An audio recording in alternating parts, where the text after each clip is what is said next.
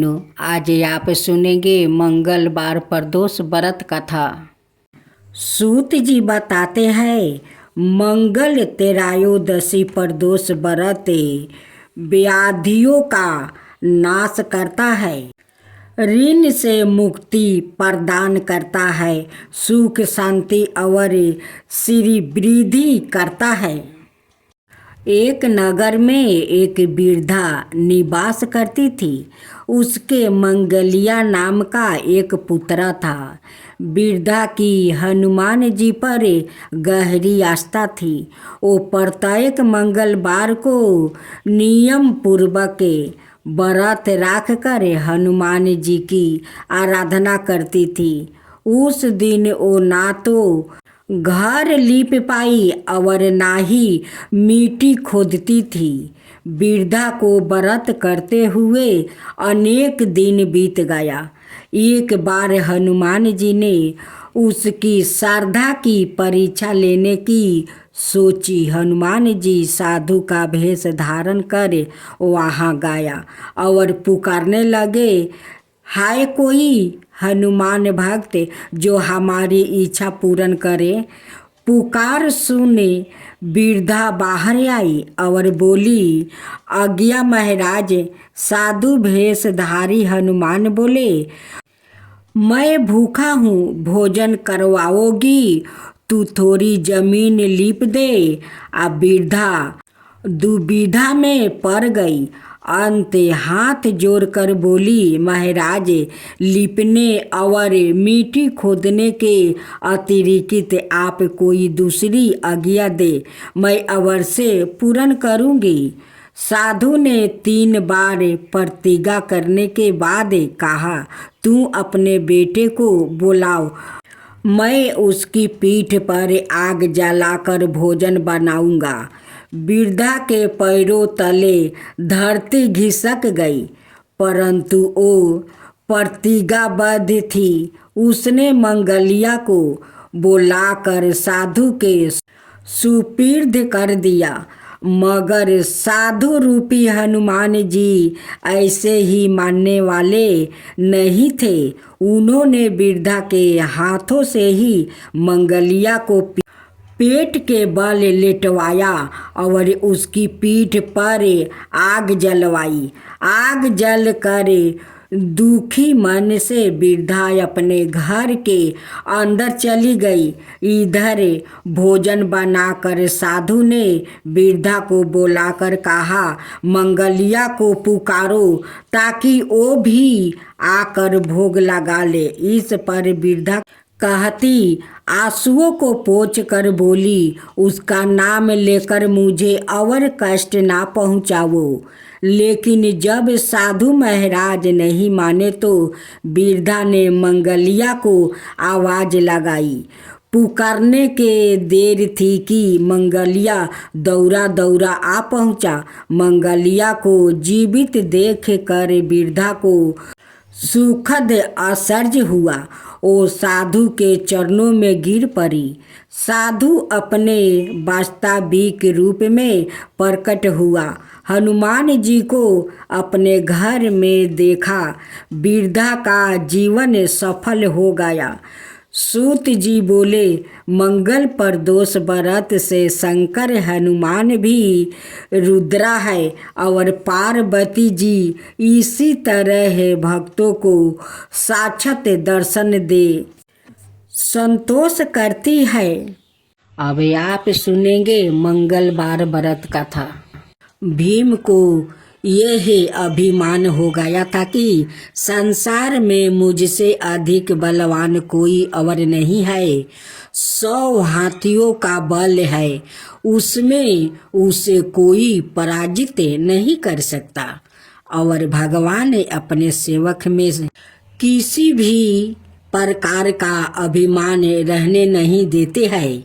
इसलिए श्री कृष्ण ने भीम के कल्याण के लिए एक लीला रच दिया। द्रौपदी ने भीम से कहा, आप श्रेष्ठ गादाधारी है, बलवान है। आप गादा मदन पर्वत से दिव्या वृक्ष के दिव्या पुष्पा लाकर दीजिए, मैंने अपनी बेनी में सजाने हैं। आप समर्थ है, ला सकते हैं, ला कर देंगे ना। दिव्या कमल पुष्पा भीम द्रुपति के आग्रह को टाल नहीं सके। गादा उठाया और गंध मदन पर्वत की ओर चल पड़े। बदमाश हाथी की तरह किसी तनाव से मुक्त निडर भीम कभी गादा को एक कंधे पर रखते, कभी दूसरे पर रखते हैं। बेफिक्र से गंध मदन पर्वत की ओर जा रहे थे। सोच रहे थे अब पहुंचा कि तब पहुंचा। दिव्या पुष्पा लाकर द्रुपति को दूंगा, वो प्रसन्न हो जाएगी। लेकिन अचानक उनके बढ़ते कदम रुक गया। देखा एक वृद्धा लाचार और कमजोर बानर मार्ग में एक बड़े पत्थर पर बैठा है।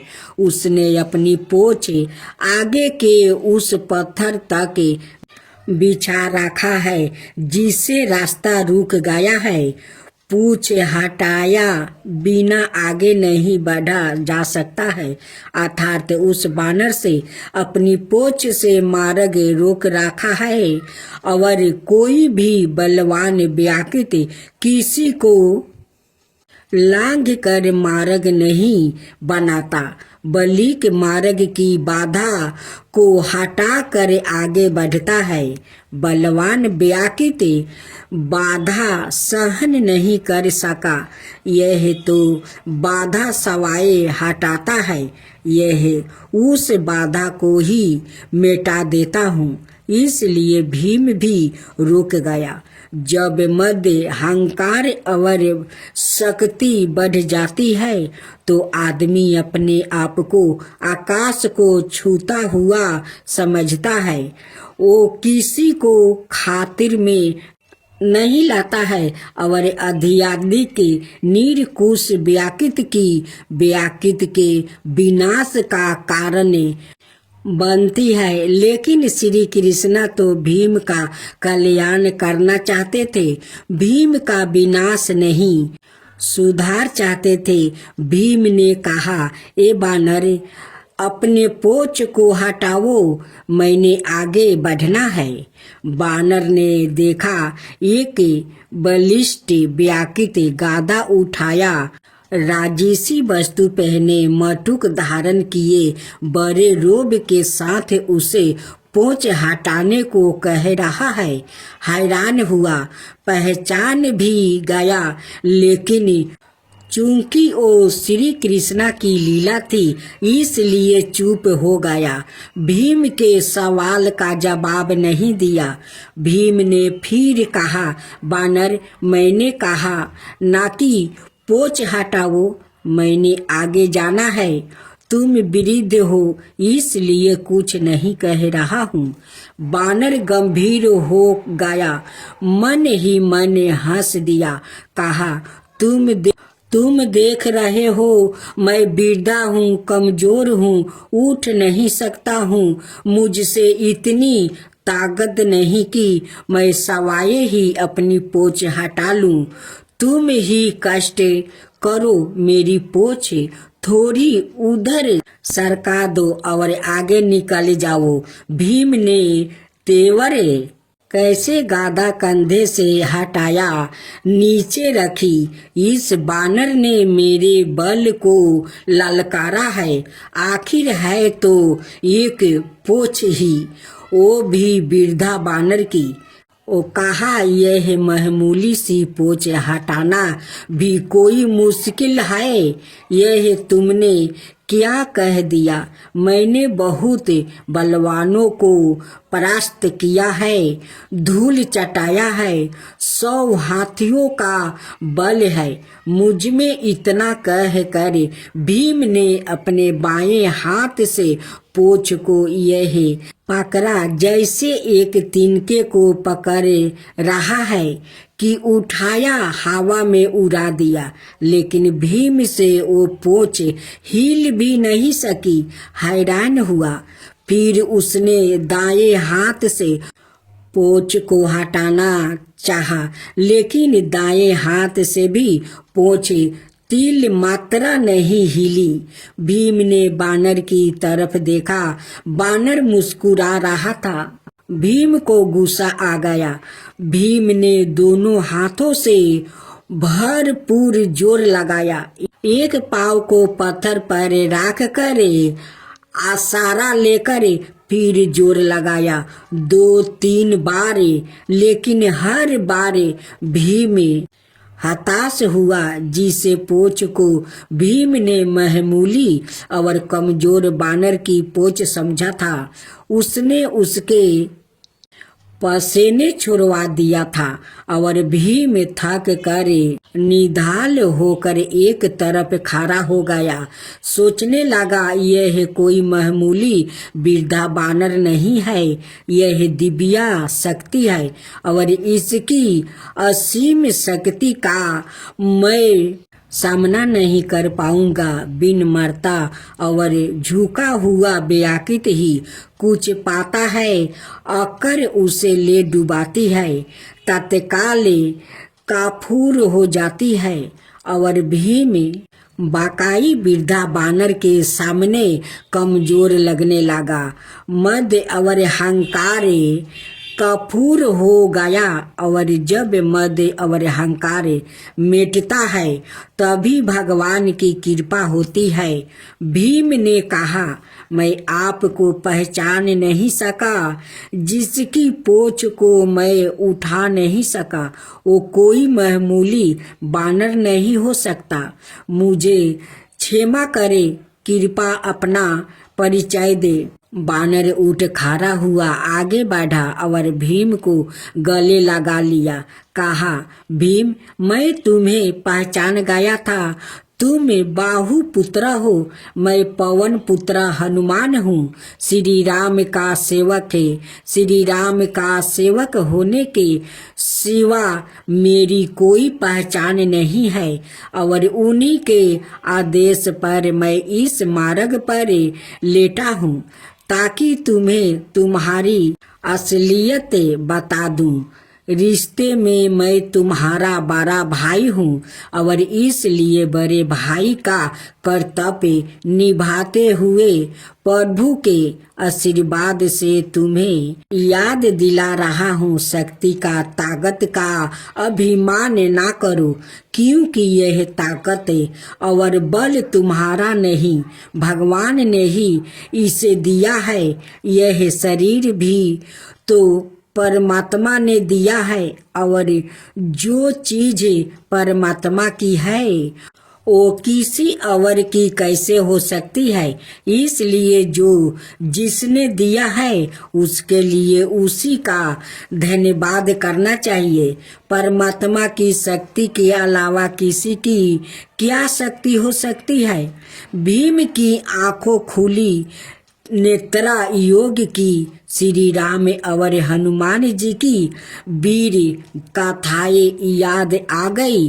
प्रेम से, श्रद्धा से भीम की आंखों भी खुल गई और भावों के इसी प्रभाव में भीम ने हनुमान जी को समुंदर लांघने के समय पर धारण किए गए विशाल रूप का दर्शन कराने का अनुरोध कर दिया और हनुमान जी ने श्री राम की कृपा से अपना आकार वैसे ही बढ़ाया जैसा उन्होंने 100 योजन समुंदर लांघने के समय धारण किया था।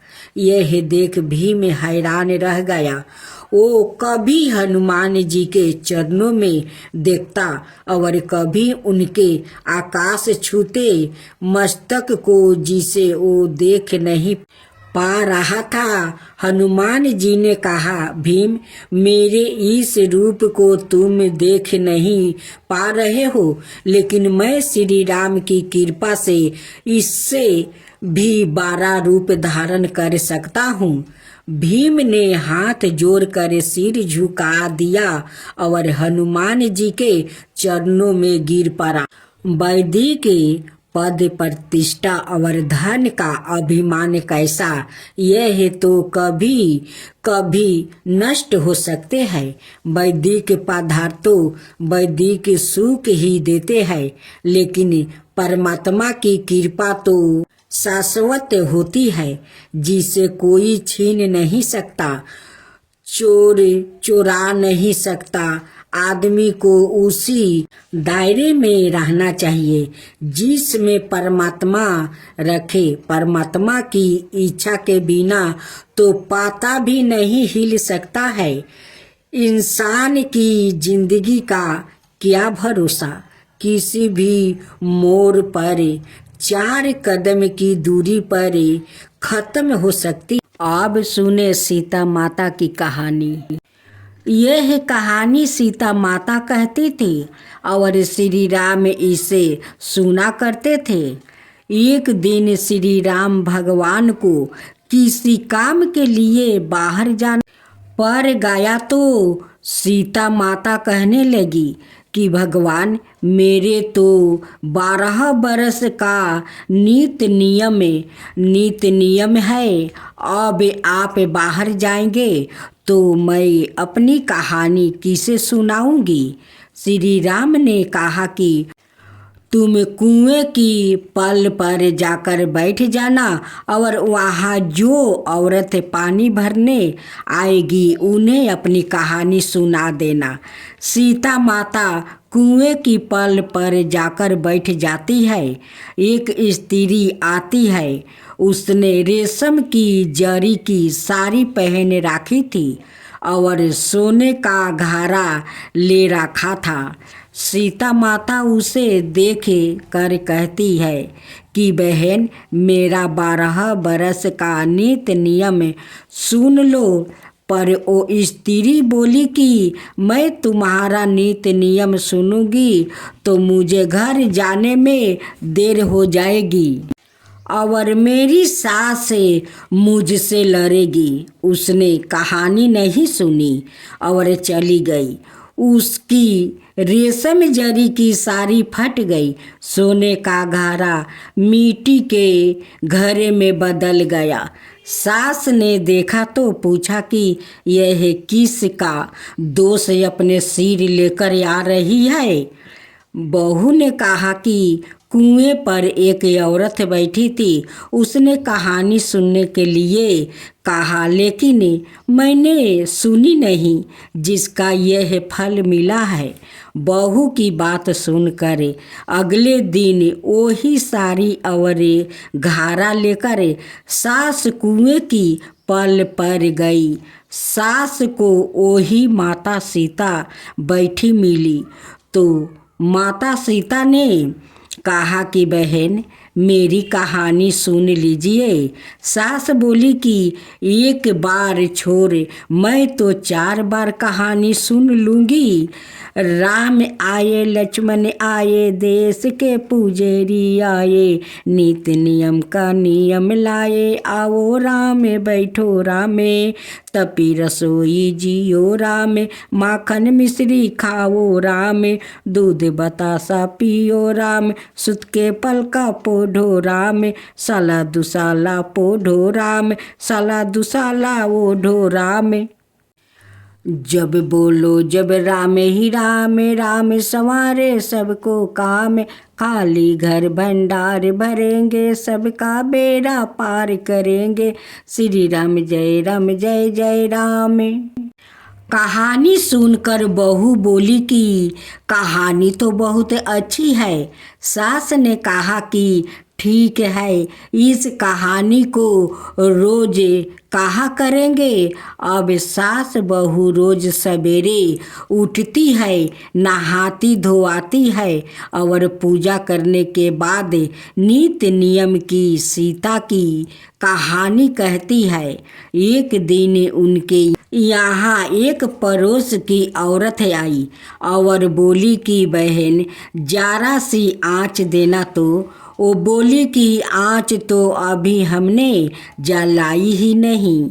पड़ोसन ने कहा कि तुम सुबह 4 बजे से उठकर क्या कर रही हो? फिर उन्होंने कहा कि सुबह उठकर हम पूजा करते हैं, फिर सीता माता की नित्य नियम की कहानी कहते हैं। पड़ोसन ने उनकी बात सुनकर फिर कहा कि सीता माता की कहानी कहने से तुम्हें क्या मिला है? वो बोली कि इनकी कहानी कहने से घर में भंडार भर जाता है, सारे काम सिद्ध होते हैं, मन की इच्छा भी पूरी होती है। पड़ोसिन कहती है कि बहन, ऐसी कहानी तो मुझे भी सुना दो। फिर वो बोली कि ठीक है, तुम भी यह कहानी सुन लो। राम आए लक्ष्मण आए, देश के पुजारी आए, नित्य नियम का नियम लाए, आओ राम बैठो राम। सारी कहानी सुनने के बाद पड़ोसिन कहने लगी, बहन कहानी तो मुझे बहुत अच्छी लगी है। अब वो पड़ोसिन भी नित्य नियम सीता माता की कहानी कहने लगी।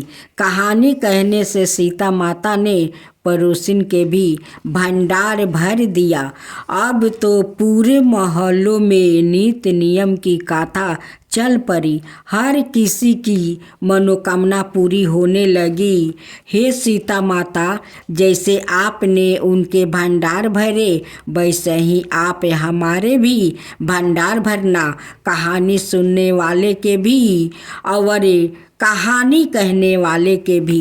आरती की जो हनुमान लला की, दुष्ट दलन रघुनाथ कला की। आरती की जो हनुमान लला की, दुष्ट दलन रघुनाथ कला की। जाके बलि से गिरबर कापे, रोगे सोगे जाके निकट ना जाके। अंजनी पुत्र महाबलदाई, संतन के प्रभु सादा सहाई। आरती की जो हनुमान लला की, आरती की जो हनुमान लला की। देवीरा रघुनाथ पेठाए, लंका जरी सिया सुदिलाए।